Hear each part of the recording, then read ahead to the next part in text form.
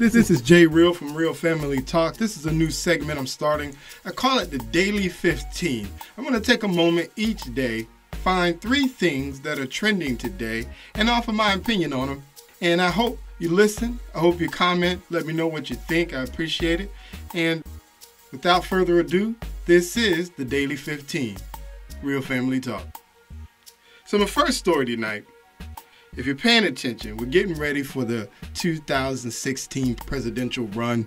The candidates are lining up. We got a lot of speculation, but so far there's only 2 official candidates. The second one became official today.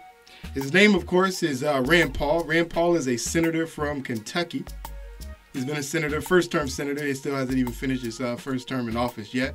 But he's running for president. If you know anything about Rand Paul is what we consider a libertarian, is what we call him, meaning he's a Republican candidate, but he has libertarian thoughts, which means he's a little bit more free in some of his thinking. Now, when you look at his voting record, most of his voting record is going to tie into Republicans. But the thing that's a little bit different about him, at least in what he's talking about, is Rand Paul has made a big effort this year in particular to reach out for those that don't typically vote Republican, particularly minorities. He's been reaching out to minorities, been going to different events at HBCUs across the country. He's attended some of the African American related conferences that occur every year, like NAACP, places like that. And so he's doing a big effort to do that.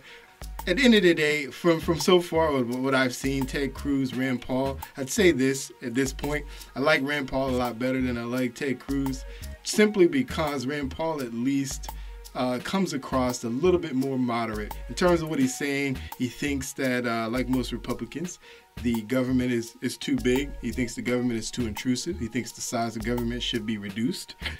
Big thing. Most Republicans are going to tell you that. But the thing I do like about him is his outreach. He's making it an effort to talk about his outreach, which is a little bit different from his Republican colleagues. Most of them run the standard status quo.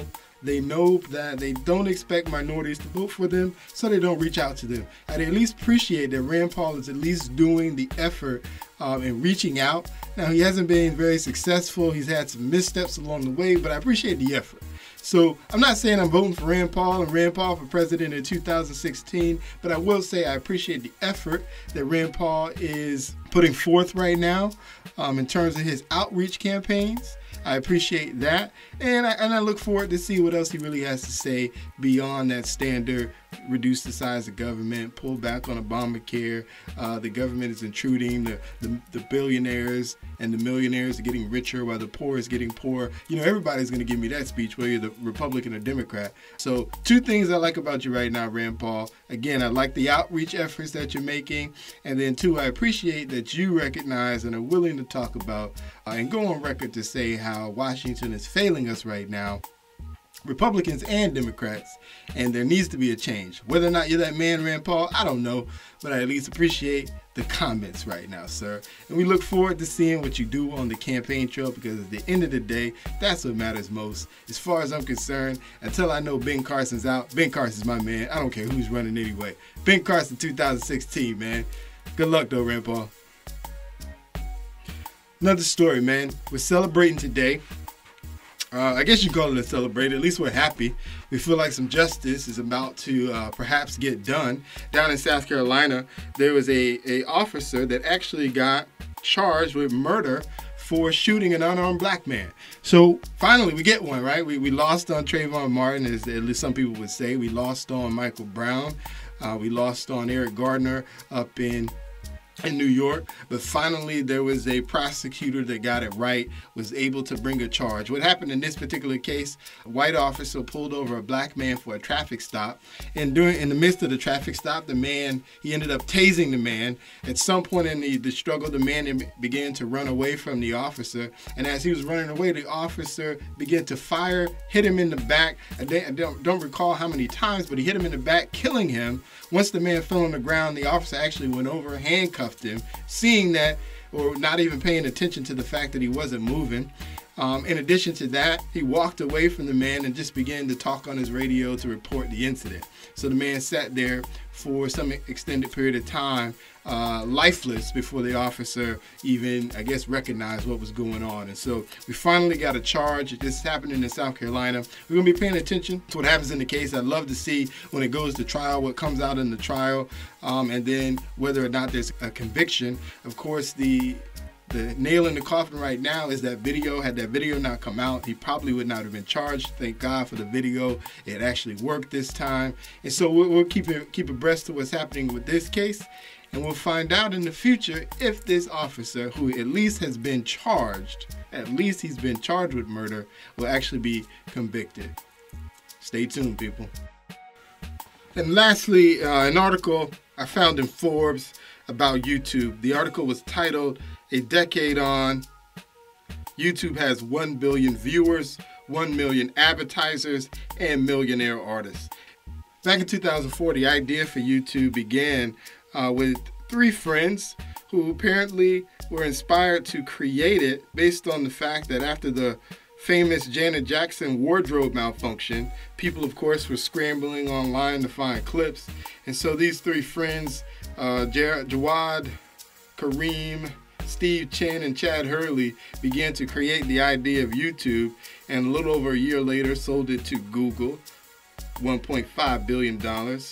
And as we know today, YouTube is synonymous with anything you want to find. It is on YouTube, whether you're looking for DIY, whether you're looking for the guy that wants to be the next famous comedian, or just the guy who has a few seconds to tell you about his life. It's all on YouTube. They discussed in the article one of the most famous, or the YouTuber with the most subscribers. Imagine this, is not an artist, apparently. His name, his pseudonym anyway, is PewDiePie, P-E-W-D-I-E-P-I-E.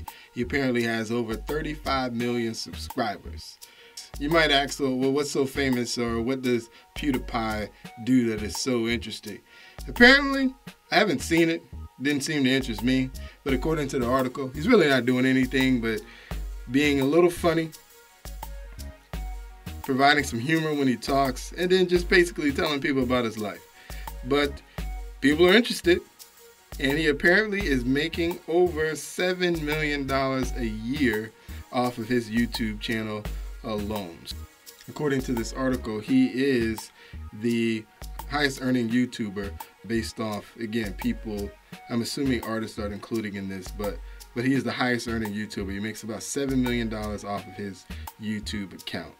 It's not a bad gig for a guy that pretty much does nothing, which is one of the things he acknowledges in the video that he released on April 3rd. Interesting. As you know, though, there have been plenty of people to go on and build YouTube careers and essentially make millions of dollars off of YouTube, hundreds of thousands of dollars off the YouTube.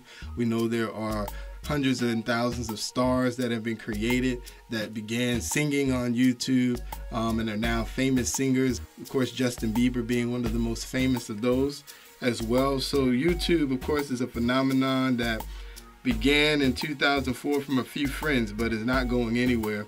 And if you're lucky, maybe you too one day will be able to discuss the successes you've had on YouTube. I know I'm checking for myself, man. One of these days, hopefully I can get my YouTube star status on, and I don't need $7 million a year. I can do it. I can take 100,000 myself, and I'll be okay.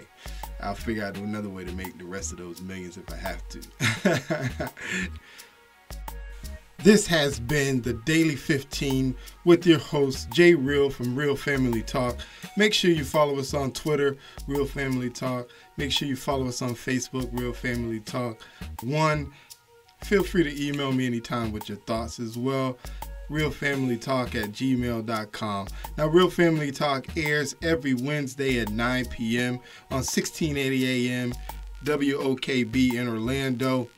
If you're not in Orlando, WOKB has an app, 1680 AM WOKB. You can find it in the Play Store. You can find it in iTunes as well. Download the app, tune in 9 p.m. Wednesday nights. That's Eastern Standard Time, just in case if you were wondering. You can also find it on the TuneIn app as well, or even go to their website, wokbradio.com, every Wednesday, 9 p.m. This is jreal, Real Family Talk. This has been the Daily 15. Until next time.